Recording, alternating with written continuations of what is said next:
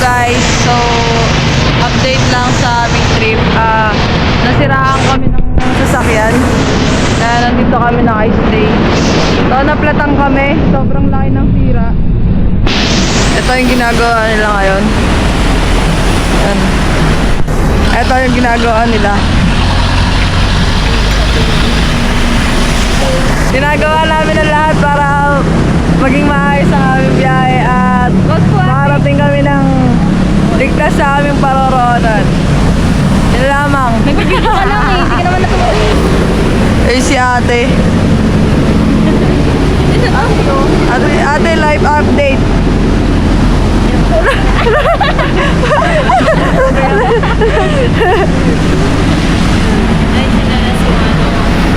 Hello. Five ba naman? Sinuot ko na eh. Dito na kami sa Quezon at natirikan nga kami dahil pumutok yung gulong ng sasakyan namin. So, ayan guys.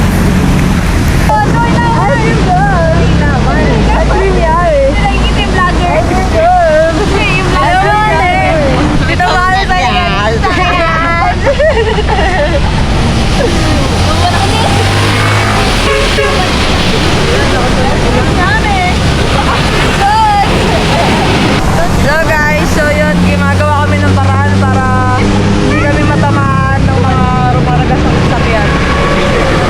Laki yan!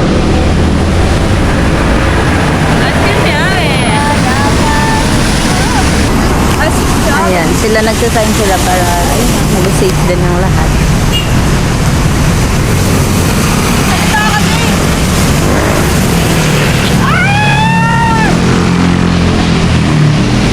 Yan guys, iniingatan namin na walang dumaretso sasakyan sa amin. Kaya nagaganto kami. Gaganto. Yung ano lang.